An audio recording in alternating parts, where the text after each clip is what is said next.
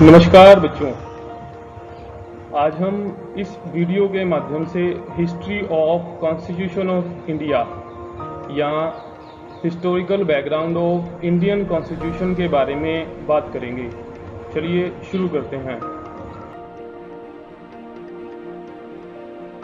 Constitution of India, Bharat का संविधान।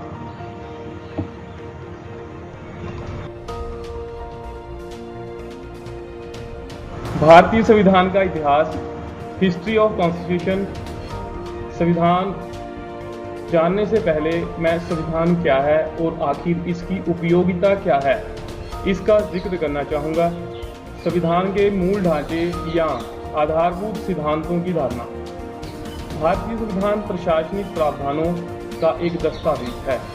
Constitution और संविधान is a document of administrative provisions. इस दस्तावेज में लिखा हर एक शब्द हमारी सरकार की मूल संरचना को निर्धारित करता है। प्रत्येक सरकार संविधान के अनुसार काम करती है। सरकार के अधिकार, गतिविधि, उसकी कार्यशैली, उसकी बनावट, सरकार को क्या करना है क्या नहीं करना है, सब संविधान में परिभाषित है। संक्षेप में, भारतीय संविधान एक नियमों से भरी किताब है। ये नियम सरकार के मूल अंग, विधायिका, कार्यपालिका और न्यायपालिका की बनावट और कार्यप्रणाली को निर्धारित करते हैं।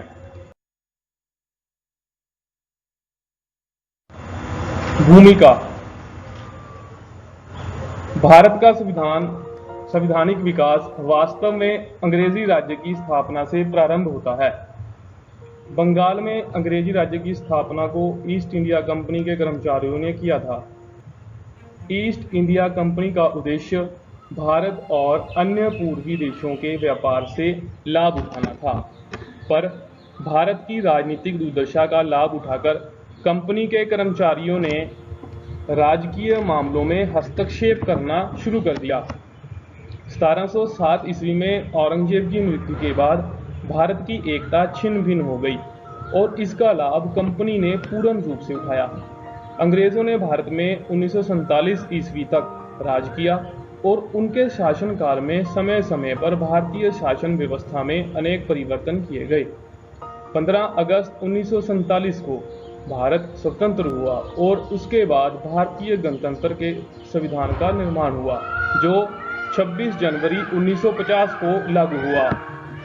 अध्ययन की सुविधा के लिए भारतीय संविधान के विकास को 6 चरणों में विभाजित किया जाता है। प्रथम चरण 1773 से लेकर 1857 ईस्वी तक, अर्थात जब 1857 का विद्रोह होता है उससे पहले प्रथम चरण। द्वितीय चरण 1858 से 1909 ईस्वी तक। तीसरा चरण जो है वो 1910 से 1939 तक। चौथा चरण 1940 से 1947 तक। पांचवा जो चरण है 1947 से 1950 तक और छठा जो चरण है वो 1950 से आज तक का है।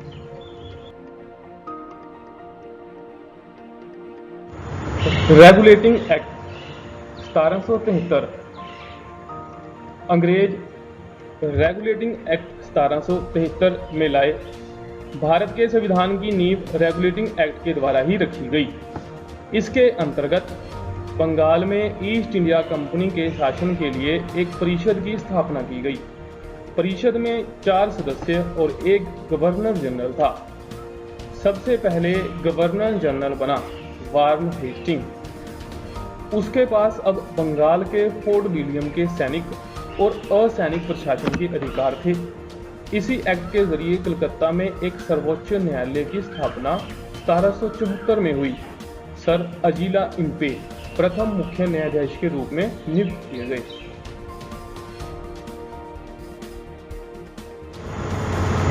संशोधित अधिनियम अमेंडेड एक्ट ऑफ 1781 1781 का संशोधित अधिनियम।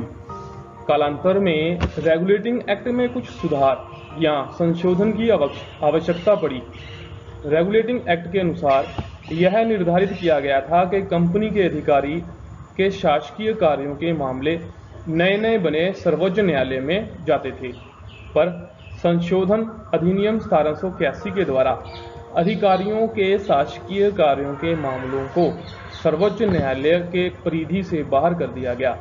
सर्वोच्च न्यायालय के कार्यक्षेत्र को स्पष्ट किया गया। Pitt's India act 1784। पिट नामक इंसान 1784 में इंग्लैंड का नया प्रधानमंत्री बना। ब्रिटिश सरकार ईस्ट इंडिया कंपनी को स्वतंत्र नहीं छोड़ना चाहती थी। उसकी पूरी कोशिश रहती थी कि कंपनी की हर गतिविधि का उन्हें पता रहे और उसकी लगाम सरकार के पास रहे। इसलिए पिट के इस एक्ट के द्वारा कंपनी के मामलों पर ब्रिटिश सरकार के नियंत्रण को बढ़ाया गया। एक चांसलर, राज्य सचिव, 4 अन्य सदस्य प्रतिनिधि के रूप में ब्रिटिश सरकार के द्वारा जबरदस्ती ठूंसे गए। गुप्त समिति बनाई गई और मद्रास तथा बंबई प्रेसिडेंसियों को भी गवर्नर जनरल तथा उसकी परिषद के अधीन कर दिया गया।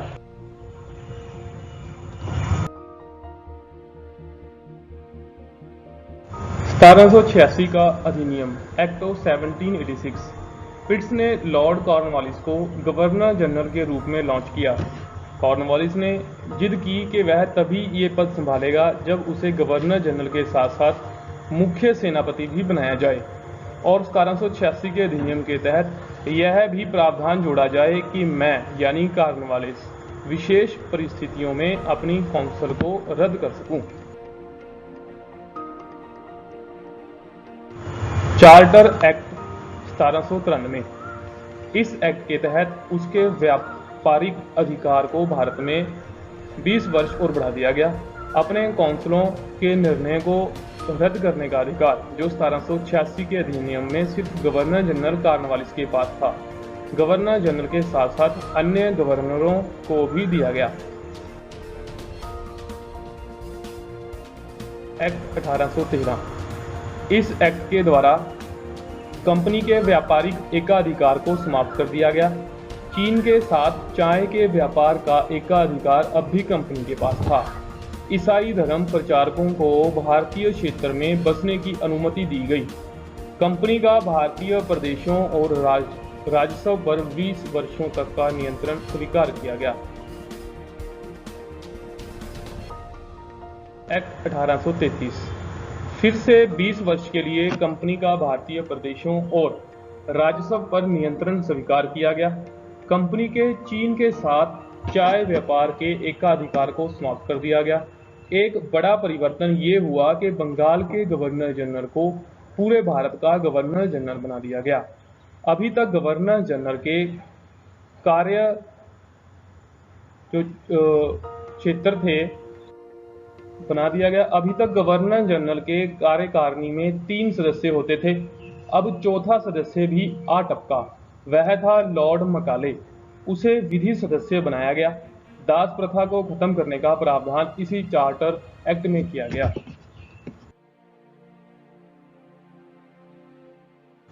Charter act 1853। फिर 20 वर्ष बाद चार्टर एक्ट आया। इसी एक्ट के द्वारा शासकीय सेवा के लिए प्रतियोगी परीक्षाओं का प्रावधान किया गया।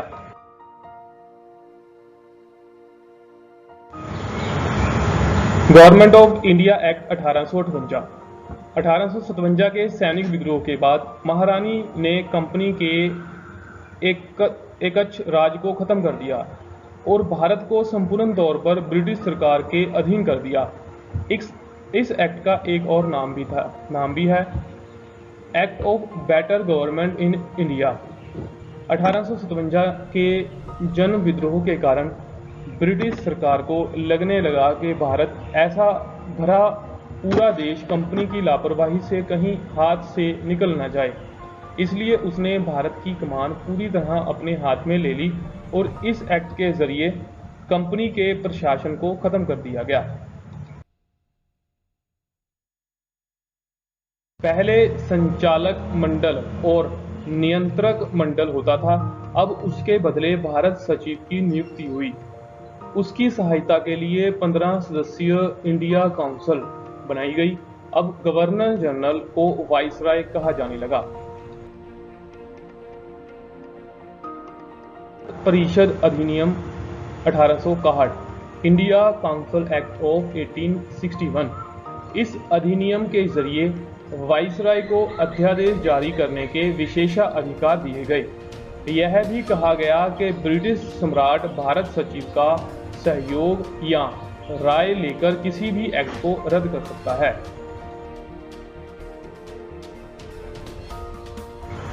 भारत परिषद अधिनियम 1892, India council of act of 1892। इस अधिनियम के जरिए पहली बार निर्वाचन प्रणाली को लाया गया। अब राज्यों के विधानमंडल के सदस्य केंद्रीय विधानमंडल के 5 सदस्यों का निर्वाचन कर सकते थे।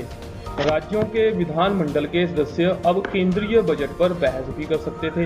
हालांकि अब भी उनके पास बजट पर मत देने का अधिकार नहीं था। भारत परिषद अधिनियम 1909, इंडिया काउंसिल एक्ट ऑफ 1909। इस अधिनियम को मार्ले मिंटो सुधार या मार्ले मिंटो रिफॉर्म्स 1909 भी कहते हैं।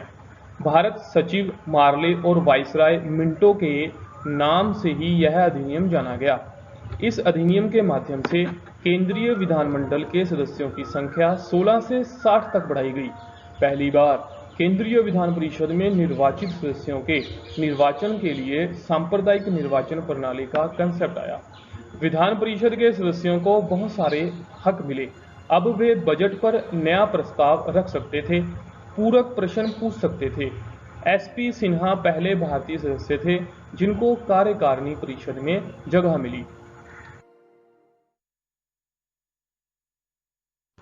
Government of India act 1919, Bharat सरकार अधिनियम 1919। इस अधिनियम को मॉन्टेग्यू चैम्सफोर्ड सुधार के नाम से भी जाना जाता है। इस अधिनियम के माध्यम से केंद्र में द्विसदनात्मक व्यवस्था बाईकैमरल सिस्टम का निर्माण हुआ, जो आज लोकसभा और राज्यसभा के रूप में है।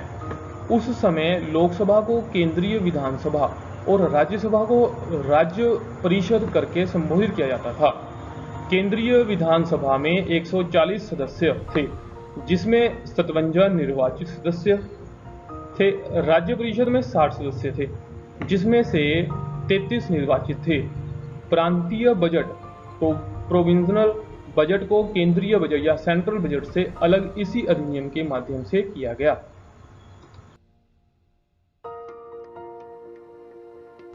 भारत सरकार अधिनियम 1935, गवर्नमेंट ऑफ इंडिया एक्ट 1935। 3 गोलमेज सम्मेलनों के बाद आए इस अधिनियम में 321 अनुच्छेद थे। ये अधिनियम सबसे अधिक विस्तृत था। इसके द्वारा भारत परिषद इंडिया काउंसिल को समाप्त कर दिया गया। प्रांतीय विधानमंडलों की संख्या में वृद्धि की गई।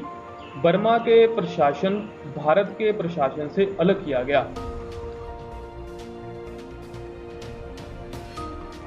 संविधान सभा 1946, कॉन्स्टिट्यूशनल असेंबली। संविधान बनाने के लिए संविधान सभा का गठन किया गया। संविधान सभा के सदस्य भारत के राज्यों के सदनों के निर्वाचित सदस्यों के द्वारा चुने जाने वाले थे और ये चुनाव 9 जुलाई 1946 को हुआ। संविधान सभा की पहली बैठक 9 दिसंबर 1946 को हुई। जवाहरलाल नेहरू, डॉक्टर भीमराव अंबेडकर, डॉक्टर राजेंद्र प्रसाद, सरदार वल्लभ भाई पटेल, मौलाना अबुल कलाम आजाद आदि इस सभा के प्रमुख सदस्य थे। बाद में यही संविधान सभा 2 हिस्सों में बट गई जब पाकिस्तान अलग राष्ट्र बन गया, भारतीय संविधान सभा और पाकिस्तान की संविधान सभा। भारत में संविधान सभा के गठन और दिशा निर्देश के लिए ब्रिटेन ने 3 मंत्रियों को भारत भेजा, स्टैनफोर्ड क्रिप्स, पैथिक लॉरेंस और A.V. अलेक्जेंडर। इन्हीं मंत्रियों के दल को कैबिनेट मिशन के नाम से जाना जाता है। सभा से संबंधित कुछ महत्वपूर्ण कार्यक्रम। माउंटबेटन योजना। वेबल के स्थान पर माउंटबेटन भारत के नए वाइसराय के रूप में नियुक्त किए गए। मुस्लिम लीग अलग देश चाहता था। माउंटबेटन गांधी जी और अन्य लोग की मीटिंग हुई। भारतीय समस्या को देखते हुए माउंटबेटन ने 3 जून की योजना घोषित की। इस योजना में प्रावधान था कि भारत को 2 टुकड़े में बांट दिया जाएगा। दूसरा टुकड़ा पाकिस्तान होगा। पंजाब और बंगाल के विभाजन के लिए जनमत संग्रह कराया जाएगा और जो रियासत है वे अपने इच्छानुसार भारत या पाकिस्तान में शामिल हो जाएं। भारत और पाकिस्तान को राष्ट्रमंडल की सदस्यता के त्याग का अधिकार होगा। ये योजना कांग्रेस और मुस्लिम लीग ने स्वीकार कर ली।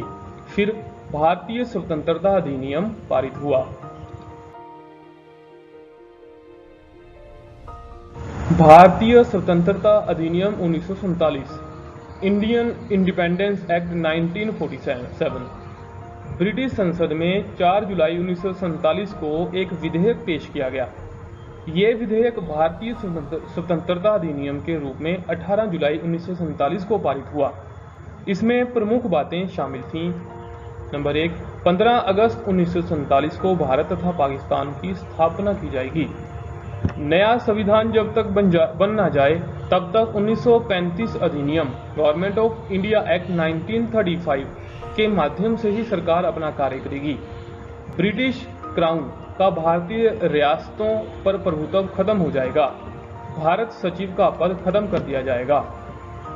15 अगस्त 1947 को भारत स्वतंत्रता अधिनियम लागू होते ही भारत आजाद मुल्क हो गया। वर्षों से गुलाम रहा भारत अब संप्रभुता संपन्न हो गया। उधर मुस्लिम लीग ने लियाकत अली को प्रधानमंत्री और जिन्ना को गवर्नर जनरल बनाया। इधर भारत में कांग्रेस ने नेहरू को प्रधानमंत्री और माउंटबेटन को गवर्नर जनरल बनाया।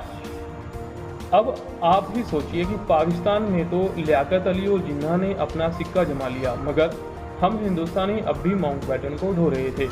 उसकी जगह हम किसी भी भारतीय नेता को गवर्नर जनरल बना सकते थे, मगर ऐसा कहा जाता है कि नेहरू के कुछ निजी स्वार्थ थे, जिसके कारण पूरा भारत स्वतंत्रता के बाद भी एक अंग्रेज के निगरानी में रहने को मजबूर था। भारत संविधान की उद्देशिका। Preamble of Indian constitution. भारतीय संविधान के प्रारंभ में भारतीय संविधान की प्रस्तावना दी गई है, जो इस तरह है। हम भारत के लोग भारत को एक संपूर्ण प्रभुता संपन्न समाजवादी पंथ निरपेक्ष लोकतंत्रात्मक गणराज्य बनाने के लिए तथा उसके समस्त नागरिकों को सामाजिक, आर्थिक और राजनीतिक न्याय, विचार, अभिव्यक्ति, विश्वास, धर्म और उपासना की स्वतंत्रता, प्रतिष्ठा और अवसर की समता प्राप्त कराने के लिए तथा उन सब में व्यक्ति की गरिमा और राष्ट्र की एकता अखंडता सुनिश्चित कराने वाली बंधुता बढ़ाने के लिए दृढ़ संकल्प होकर अपनी संविधान सभा में आज तारीख 26 नवंबर 1949 ईस्वी मिति माघ शीर्ष शुक्ल सप्तमी संवत 2006 विक्रमी को एतद द्वारा इस संविधान को अंगीकृत, अधिनियमित और आत्मार्पित करते हैं। संविधान सभा के प्रमुख सदस्य, prominent members of constitutional assembly. Congress party से जो संविधान सभा में सदस्य थे उनमें पंडित जवाहरलाल नेहरू, सरदार वल्लभ भाई पटेल, डॉक्टर राजेंद्र प्रसाद, मौलाना अबुल कलाम आजाद, चक्रवर्ती राजगोपालाचारी, आचार्य JB कृपलानी, पंडित गोविंद वल्लभ पंत, राजश्री पुरुषोत्तम दास टंडन, बाल गोविंद खेर, KM मुंशी, TT कृष्णामाचारी। गैर कांग्रेसी सदस्यों में doctor Sarvepalli Radhakrishnan, doctor Shyama Prasad Mukherjee, N Gopalaswami Ayyangar, Pandit Hridaynath Kunzru, sir Alladi Krishna Swami Ayyar, Tekchand Bakshi, professor KT Shah, doctor Bhimrao Ambedkar, doctor Jayakar. महिला सदस्य, सरोजनी नायडू, श्रीमती हंसा मेहता। सदस्यता अस्वीकार करने वाले व्यक्ति, जयप्रकाश नारायण, तेज बहादुर सप्रू।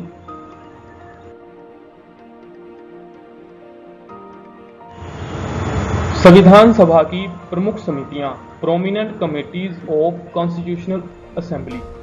प्यारे बच्चों, ये कहा जाता है कि भारत का संविधान बनाने के लिए छोटी बड़ी कुल मिलाकर 22 कमेटियां बनी थी, जिनमें से प्रमुख समितियां जो हैं इस प्रकार हैं।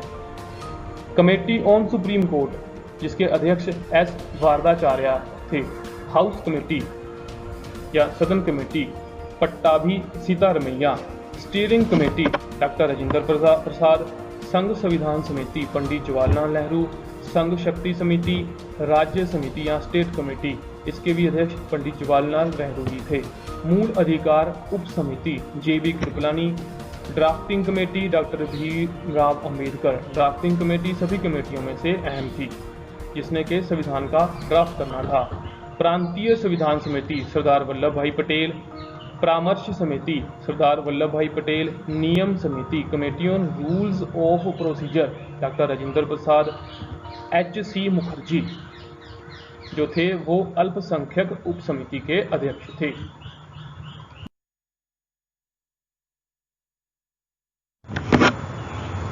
कालक्रम 11 दिसंबर 1946 डॉक्टर राजेंद्र प्रसाद स्थायी अध्यक्ष निर्वाचित।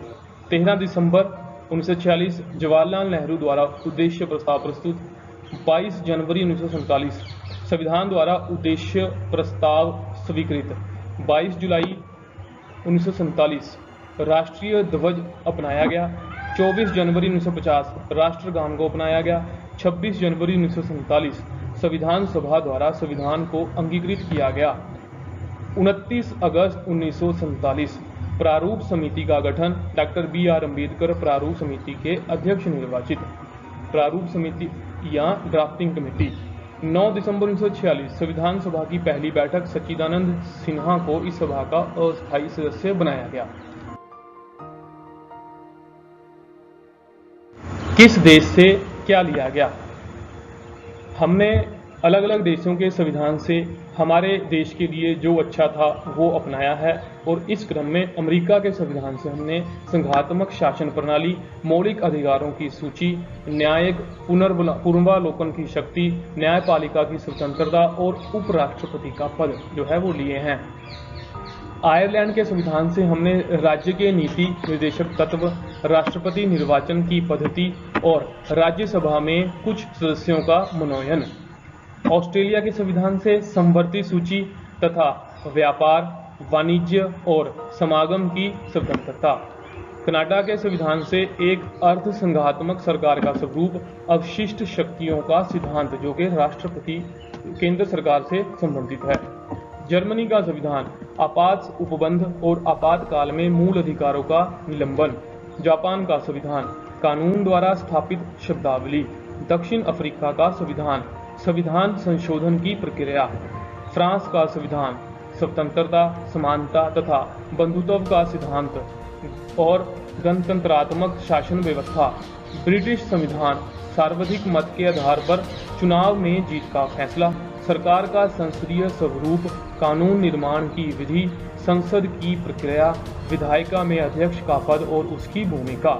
सोवियत संघ का संविधान सोवियत संघ या USSR से हमने मूल कर्तव्य लिए। प्यारे बच्चों, हमारा ये जो टॉपिक है वो संपन्न होता है। आपका बहुत बहुत शुक्रिया।